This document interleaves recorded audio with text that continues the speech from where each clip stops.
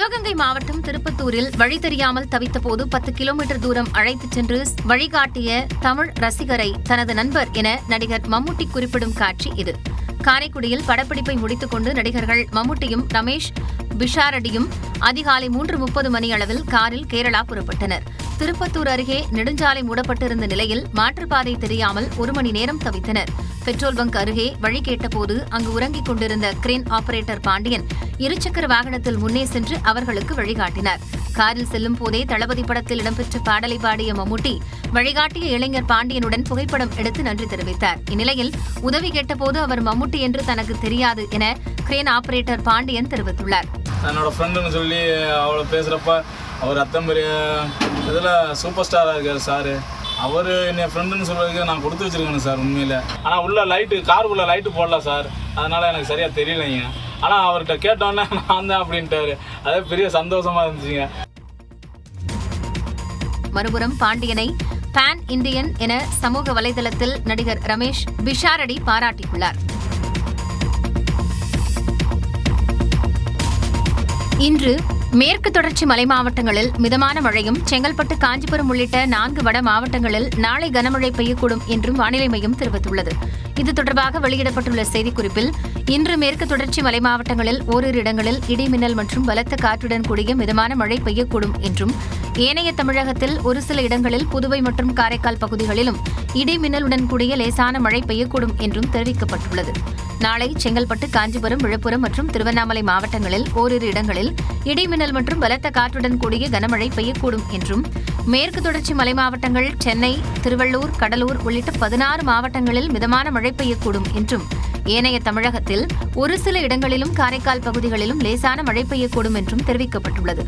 நாளை மறுநாள் செங்கல்பட்டு மற்றும் விழுப்புரம் மாவட்டங்களில் ஓரிரு இடங்களில் இடிமின்னலுடன் கூடிய கனமழை பெய்யக்கூடும் என்றும், சென்னை, திருவள்ளூர், ராணிப்பேட்டை, வேலூர், திருவண்ணாமலை, கள்ளக்குறிச்சி மற்றும் கடலூர் மாவட்டங்களில் ஒரு சில இடங்களிலும் புதுவையிலும் இடி மின்னல் மற்றும் பலத்த காற்றுடன் மிதமான மழை பெய்யக்கூடும் என்றும் தெரிவிக்கப்பட்டுள்ளது.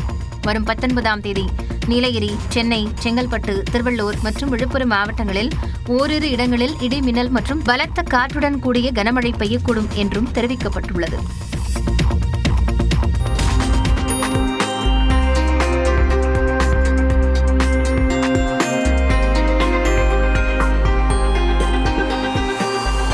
சென்னை அடுத்த மாமல்லபுரத்தில் 5வது சர்வதேச காற்றாடி திருவிழா 2வது நாளாக களை கட்டியது. செங்கல்பட்டு மாவட்டம் மாமல்லபுரத்தில் சர்வதேச காற்றாடி திருவிழா வெள்ளியன்று தொடங்கியது. இதில் இந்தியா மட்டுமின்றி தாய்லாந்து, இந்தோனேஷியா, மலேசியா, சிங்கப்பூர் உள்ளிட்ட நாடுகளைச் சேர்ந்த காற்றாடி கலைஞர்கள் பங்கேற்று ராட்சத காற்றாடிகளை பறக்கவிட்டனர்.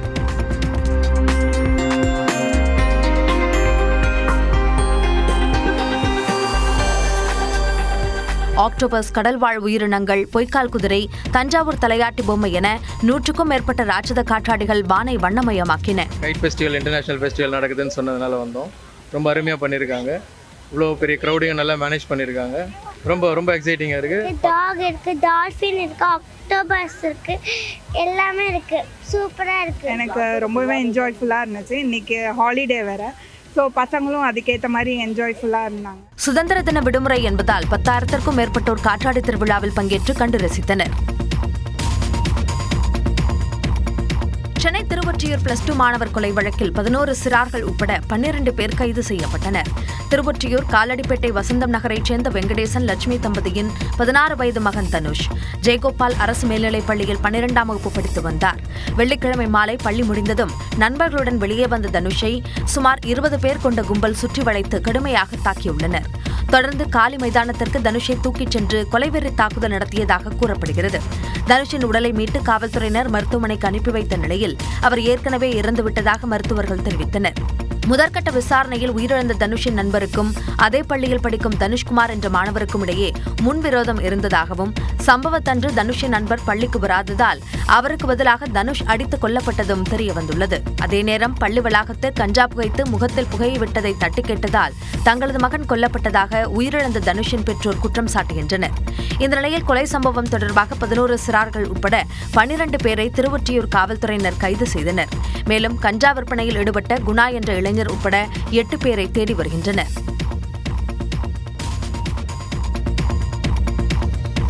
கோவை இந்துஸ்தான் கலைக்கல்லூரியில் தரமற்ற உணவு விநியோகம் செய்யப்பட்டது கண்டறியப்பட்ட நிலையில் மாவட்டத்தில் உள்ள அனைத்து கல்லூரி விடுதிகளிலும் உணவு பாதுகாப்புத்துறை அதிகாரிகள் ஆய்வு நடத்த மாவட்ட ஆட்சியர் உத்தரவிட்டுள்ளார். கோவை நவ இந்தியா பகுதியில் உள்ள இந்துஸ்தான் கலைக்கல்லூரி விடுதியில் தரமற்ற உணவு வழங்கப்படுவதாக மாணவர்கள் போராட்டத்தில் ஈடுபட்டனர். இதனைத் தொடர்ந்து கல்லூரி விடுதியில் உணவு பாதுகாப்புத்துறை அதிகாரிகள் சோதனை மேற்கொண்டனர். அப்போது விடுதி சமையலறை சுத்தமாக பராமரிக்காதது உறுதியான நிலையில் சமையலறையை தொடர்ந்து செயல்படுத்த தற்காலிக தடை விதிக்கப்பட்டது. மேலும் சமையலறையில் உள்ள பிரச்சினைகளை 15 நாட்களில் சரிசெய்து உணவு பாதுகாப்புத்துறையிடம் அனுமதி பெற்று சமையலறையை திறக்க வேண்டும் என்று வலியுறுத்தப்பட்டது. இந்த நிலையில் இந்துஸ்தான் கலை அறிவியல் கல்லூரிக்கு வரும் புதன்கிழமை வரை விடுமுறை விடப்பட்டுள்ளது. மேலும் கோவையில் உள்ள அனைத்து கல்லூரி விடுதிகளிலும் உணவு பாதுகாப்பு அதிகாரிகள் ஆய்வு நடத்த மாவட்ட ஆட்சியர் உத்தரவிட்டுள்ளார். தமிழ்நாட்டின் அரசியல் களத்தை பரபரப்பாக்கிய செய்திகளை தற்போது பார்க்கலாம். சட்டமன்றத்தில் அப்பாவை தேடினால் யாருக்கு தெரியும் என்று பாஜக மாநில தலைவர் நயினா நாகேந்திரன் பேசியது சர்ச்சையான நிலையில் எந்த உள்நோக்கத்துடனும் தான் யாரையும் குறிப்பிட்டு பேசவில்லை என்று அவர் விளக்கம் அளித்துள்ளார். சென்னையில் உள்ள பாஜக மாநில தலைமை அலுவலகத்தில் நடைபெற்ற நிகழ்ச்சியில் நயினா நாகேந்திரன் பேசியது சர்ச்சையை ஏற்படுத்தியது. சட்டமன்றத்தில் போய் அப்பாவை தேடலாம், ஆனால் சட்டமன்றத்தில் போய் அப்பாவை தேடலாம் யாரும் தெரியும். நயினா நாகேந்திரன் பேச்சுக்கு கண்டனம் தெரிவித்த அமைச்சர்கள் அவர் மன்னிப்பு கோர வேண்டும் என்று வலியுறுத்தினார். பாஜகவினுடைய மாநில தலைவர் திமுக கரகமாலேயே மாறி அவதூறாக நாகரிகமாக பேசிக் கொண்டிருக்கிறார். இதெல்லாம் பார்க்கிற பொழுது அரசியல்ல பரபரப்பாக பல மறைமுக நட்பெல்லாம் வெளிப்படும் நேரம் இது என்பது தெரிய வருகிறது. இதை நான் கண்டிக்கிறேன். மக்களுடைய கவனத்தை எப்படியாச்சும் பெறணும் அப்படிங்கிறதுக்காக ஒரு ஏழாமையில சொல்றதா நான் பார்க்கிறேன். அவருக்கு என்னுடைய வாழ்த்துக்கள். அதேபோல அமைச்சர் வன்னியரசு, தமிழ்நாடு காங்கிரஸ் கமிட்டி தலைவர் Manickam Tagore, we the leader அமைப்பின் தலைவர் அண்ணாமலை உள்ளிட்டோரும் நயினா நாகேந்திரனின் பேச்சுக்கு கண்டனம் தெரிவித்திருந்தனர். மேலும் நயினா நாகேந்திரன் மீது டிஜிபி அலுவலகத்தில் வழக்கறிஞர் வர்தினி புகார் அளித்துள்ளார். இந்நிலையில் தனது பேச்சை திரித்து சித்தரித்து அரசியல் ஆதாயம் தேட நினைப்பதாக குற்றம் சாட்டியுள்ள நயினா நாகேந்திரன் எந்தவிதமான உள்நோக்கத்துடனும் யாரையும் குறிப்பிட்டு பேசவில்லை என்று விளக்கம் அளித்தார். தமிழக நலனுக்கு எதிராக மத்திய அரசு கொண்டு வரும் திட்டங்களை எதிர்த்து முதலமைச்சர் விஜய் குரல் கொடுப்பதில்லை என்று திமுக துணை பொதுச் செயலாளர் கனிமொழி குற்றம் சாட்டியுள்ளார். தூத்துக்குடியில் செய்தியாளர்களிடம் பேசிய அவர், மாநில உரிமைகளுக்கு எதிரான மத்திய அரசின் முடிவுகளை எதிர்ப்போம் என்று முதலமைச்சர் பேசியது குறித்த கேள்விக்கு இவ்வாறு பதிலளித்தார். இதுவரைக்கும் ஒன்றிய அரசை எதிர்த்து தாவேகா அரசில் இருக்கக்கூடியவர்களோ முதலமைச்சரோ அமைச்சர்களோ எந்த கேள்வியும் எழுப்பியதாக எனக்கு நினைவில் இல்லை. அவங்கள எதிர்ப்போம்னு சும்மா வாய் வார்த்தையாக சொல்கிறார்களே தவிர தமிழகத்தை பாதிக்கக்கூடிய, தமிழ்நாட்டை பாதிக்கக்கூடிய பிரச்சனைகளில் கூட எதிர்த்து எதையுமே பேசுவதில்லை என்பதுதான் உண்மை. அதிமுகவுடன் திமுக கூட்டணி அமைக்கும் என்று தாவேக அமைச்சர்கள் விமர்சிப்பது குறித்த கேள்விக்கும் கனிமொழி பதிலளித்தார். அமைச்சர்கள் அதிமுகவும் திமுகவும் கூட்டணி வச்சிருக்க தொடர்ச்சியாக சொல்லிட்டு இருக்காங்க. அவங்களுடைய கனவு வேணா அதுவாக இருக்கலாம், ஆனால் நிச்சயமா எந்த காலத்திலையும் அதற்கு வாய்ப்பில்லை. தாவேக நிர்வாகிகள் மீதான பாலியல் குற்றச்சாட்டுகளில் அரசு நடவடிக்கை எடுக்கவில்லை என்றும் தமிழகத்தில் பெண்கள், மாணவர்களுக்கு பாதுகாப்பு இல்லாத சூழல் இருப்பதாகவும் கனிமொழி சாடினார். ரீல்ஸ் போட்டதும் ரீல் விட்டதுமே தாவேக அரசின் 100 நாள் சாதனை என்று அதிமுக பொதுச் செயலாளர் எடப்பாடி பழனிசாமி விமர்சித்துள்ளார். சேலத்தில் செய்தியாளர்களிடம் பேசிய அவர், தமிழ்நாட்டில் இதுவரை இல்லாத அளவுக்கு விலைவாசி உயர்ந்திருப்பதாகவும் சாடினார். 100 நாள் ஆட்சி செஞ்சாங்க, ரீல்ஸ் போட்டாங்க, ரீல் விட்டாங்க. இதுதான் 100 நாளுடைய சாதனை. வேற என்ன மக்களுக்கு செஞ்சாங்க? இன்றைக்கு 1 கிலோ அரிசி 15 ரூபாயிலிருந்து 20 ரூபாய் விலை உயர்ந்து விட்டது. குறுகிய காலத்துல இதுவரைக்கும் எந்த ஒரு ஆட்சியிலையும் குறுகிய காலத்துல எவ்வளவு விலைவாசி உயர்ந்து கிடையாது. மக்களவைத் தலைவர் அளித்த தேநீர் விருந்தில் திமுக பங்கேற்றது திமுக பாஜக கூட்டணிக்கான அச்சாரம் என்று எழுந்த விமர்சனம் குறித்த கேள்விக்கும் எடப்பாடி பழனிசாமி பதிலளித்தார். எல்லாரும் போய் கலந்துக்கிறாங்க. அது பொதுவுங்க. நம்முடைய கவர்னர் தேநீர் விருந்து கொடுத்தா தமிழக வெற்றி கழகம் போகும், ஆனால் திமுக இருப்பாங்க. அதுல போய் கூட்டணி சேர்ந்துட்டு தான். திமுக ஆட்சியை விட தாவேக ஆட்சியில் போதைப் பொருள் விற்பனை அதிகரித்துள்ளதாகவும் எடப்பாடி பழனிசாமி குற்றம் சாட்டினார். 1 லட்சம் கோடி ரூபாய் முதலீடு செய்யும் நிறுவனங்களின் லாபம் எவ்வளவு என முதலமைச்சர் விஜய்க்கு இந்திய கம்யூனிஸ்ட் கட்சியின் மாநில செயலாளர் வீரபாண்டியன் கேள்வி எழுப்பியுள்ளார். இந்திய கம்யூனிஸ்ட் கட்சியின் மாற்றத்திற்கான நடைபயண நிறைவு பொதுக்கூட்டம் சென்னை புரசைவாக்கத்தில் நடைபெற்றது. இதில் பங்கேற்று பேசிய அக்கட்சியின் தேசிய செயலாளர் டி ராஜா, பாஜக அரசு பெண்களுக்கு இடஒதுக்கீட்டை தர மறுப்பதாக குற்றம் சாட்டினார். மோடி அரசாங்கம் பெண்களுக்கான இடஒதுக்கீட்டை தொகுதி மறுவரை என்பதோடும் மக்கள் தொகை கணக்கெடுப்பது என்பதோடும் இன்றைக்கு இணைத்து பெண்களுக்கு ஒரு துரோகத்தை செய்து கொண்டிருக்கிறது. முன்னதாக பேசிய அக்கட்சியின் மாநில செயலாளர் வீரபாண்டியன் தொழில் முதலீடு குறித்து அரசுக்கு கேள்வி எழுப்பினார். 1 லட்சம் கோடி முதலீட்டை ஈர்த்து விட்டோம் என்று நீங்கள் சொல்கிறீர்கள். ஆண்டுக்கு அவர்கள் கொண்டு செல்கிற லாபம் எவ்வளவு? நான் தமிழக முதல்வரை கேட்கிறேன். அதிகாரிகள் சொல்வதை கேளுங்கள், ஆனால் அவர்களை நீங்கள் திருப்பி கேளுங்கள். 1 லட்சம் கோடி மூலதனத்தை போட்டால் அவர்கள் எவ்வளவு லாபத்தை கொண்டு செல்கிறார்கள் என்று கேளுங்கள். வெளிநாட்டு முதலாளிகளால் நாடு முன்னேறாது என கூறிய வீரபாண்டியன் தற்சார்பின் அவசியத்தை வலியுறுத்தினார்.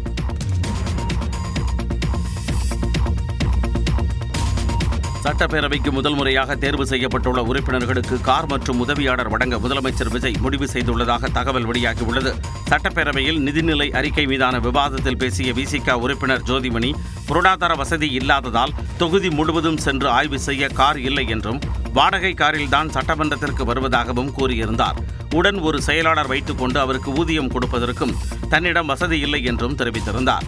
பல உறுப்பினர்களின் நிலையும் இப்படித்தான் இருப்பதால் தங்களுக்கு கார் மற்றும் உதவியாளர் வழங்க நடவடிக்கை எடுக்க வேண்டும் என்று அவை தலைவரிடம் கோரிக்கை வைத்திருந்தார். இதனை முதலமைச்சரின் கவனத்திற்கு கொண்டு வருவதாக பேரவைத் தலைவரும் பதிலளித்திருந்தார். இந்நிலையில் சட்டப்பேரவைக்கு முதல் முறையாக தேர்வானவர்களுக்கு கார் மற்றும் உதவியாளர் வழங்க முதலமைச்சர் விஜய் முடிவு செய்துள்ளதாக தகவல்கள் தெரிவிக்கின்றன. இதற்கான அறிவிப்பு விரைவில் வெளியாகலாம் என்று கூறப்படுகிறது. வந்தே மாதரம் முழுமையாக பாடுவதை சோனியா காந்தி தடுத்ததாக சர்ச்சை. கர்நாடக வனத்துறை நடத்திய துப்பாக்கிச் சூட்டில் 3 தமிழர்கள் உயிரிழப்பு. அட்டாரிவாக எல்லையில் நடைபெற்ற கொடியிறக்கம் நிகழ்ச்சி உள்ளிட்ட செய்திகளை டாப் 5 இந்தியா பகுதியில் பார்க்கலாம். சுதந்திர தின விழாவில் வந்தே மாதரம் பாடல் முழுமையாக பாடப்பட்டதை காங்கிரஸ் மூத்த தலைவர் சோனியா காந்தி தடுத்ததாக பாஜகவினர் குற்றம் சாட்டிய நிலையில் அதனை காங்கிரஸ் மறுத்துள்ளது.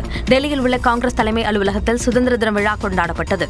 அப்போது வந்தே மாதரம் இசைக்கப்பட்ட நிலையில் காங்கிரஸ் தேசிய தலைவர் மல்லிகார்ஜுன கார்கே மற்றும் விழா ஏற்பாட்டாளர் ஒருவரிடம் சோனியா காந்தி சைகை செய்து பேசிக் கொண்டிருந்தார்.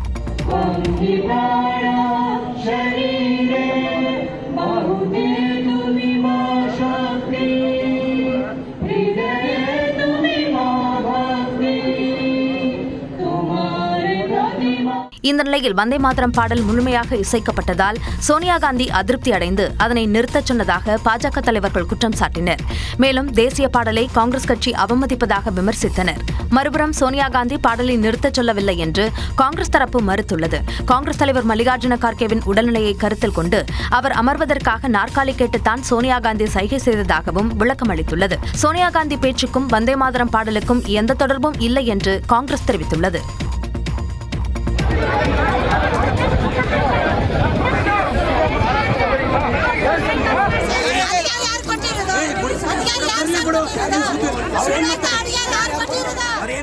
கர்நாடக மாநிலம் வனத்துறையினர் நடத்திய துப்பாக்கிச் சூட்டில் 3 தமிழர்கள் கொல்லப்பட்டனர். சாமராஜ்நகர் மாவட்டம் ஹனூர் தாலுகாவுக்கு உட்பட்ட காவேரி வனவிலங்கு சரணாலய பகுதியில் தமிழகத்தை சேர்ந்த அந்தோணிசாமி, ஜான்ரோஸ் பீட்டர், குமார் மற்றும் மகிமைதாஸ் ஆகியோர் வேட்டையாடச் சென்றதாக கூறப்படுகிறது. அவர்கள் மீது அம்மாநில வனத்துறை துப்பாக்கிச்சூடு நடத்தியதில் அந்தோணிசாமி உட்பட 3 பேர் உயிரிழந்தனர். காயத்துடன் தப்பிய மகிமைதாஸ் கொள்ளைகால் அரசு மருத்துவமனையில் அனுமதிக்கப்பட்டுள்ளார். துப்பாக்கிச்சூடு நடத்திய வனத்துறையினரை கைது செய்ய வலியுறுத்தி உயிரிழந்தவர்களின் உறவினர்கள் ஹானூர் காவல் நிலையம் முன்பு போராட்டத்தில் ஈடுபட்டனர். வனப்பகுதியில் வேட்டையாடியவர்களை தடுத்தபோது தங்களை சுட்டதில் பதிலுக்கு சுட்டதாக வனத்துறையினர் தெரிவித்துள்ளனர். இது தொடர்பாக விசாரணைக்கு அம்மாநில முதலமைச்சர் டி.கே. சிவக்குமார் உத்தரவிட்டுள்ளார்.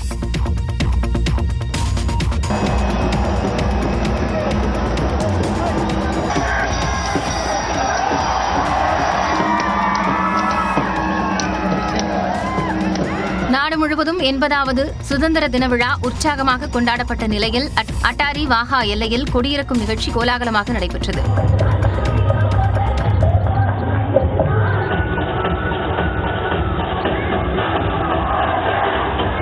பஞ்சாபில் உள்ள இந்தியா பாகிஸ்தான் எல்லைப்பகுதியான அட்டாரி வாகா எல்லையில் கலை நிகழ்ச்சிகளுடன் கொடியிறக்கும் நிகழ்வு நடைபெற்றது. இதில் எல்லை பாதுகாப்பு படையினரின் சாகச நிகழ்ச்சிகள் பார்வையாளர்களை வெகுவாக கவர்ந்தன. सीमा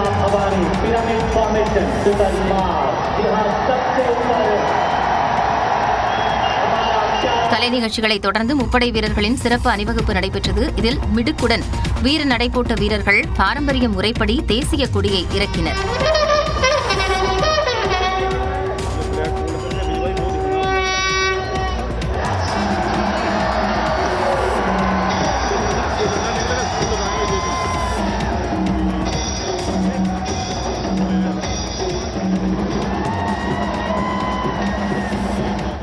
இந்த நிகழ்வை உற்சாகமாக கண்டுகளித்த மக்கள் வந்தே மாதரம் முழக்கத்துடன் கரவொலி எழுப்பியதால் எல்லையில் தேசபக்தி கரைபுரண்டு ஓடியது.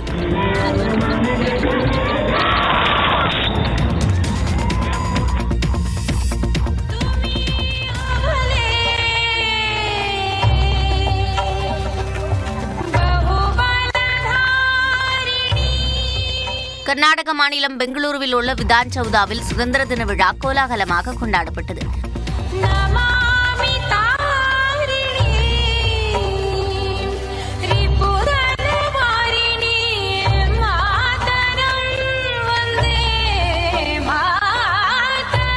குறிப்பாக யக்ஷகானா மற்றும் டொல்லு குனிதா போன்ற நாட்டுப்புற நடன நிகழ்ச்சிகள் பார்வையாளர்களை கவர்ந்தன.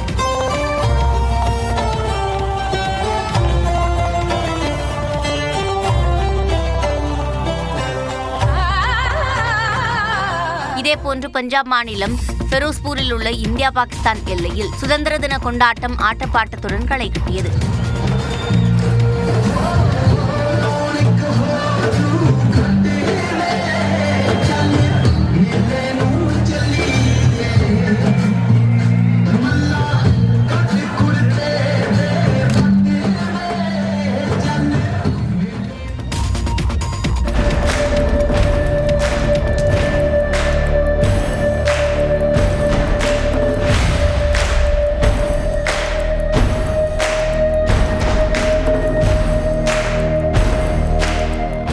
உத்தரப்பிரதேசத்தில் சுதந்திர தின கொண்டாட்டத்தின் போது பள்ளி சுவர் இடிந்து விழுந்ததில் மாணவன் ஒருவர் உயிரிழந்தார்.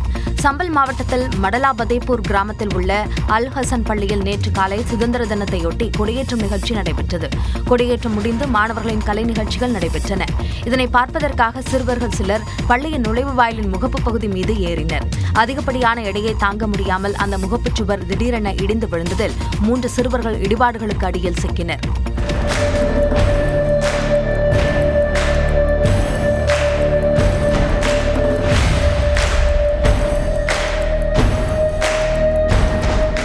இதில் 8 வயதான நிஜாம் என்ற சிறுவன் சம்பவ இடத்திலேயே பரிதாபமாக உயிரிழந்தார்.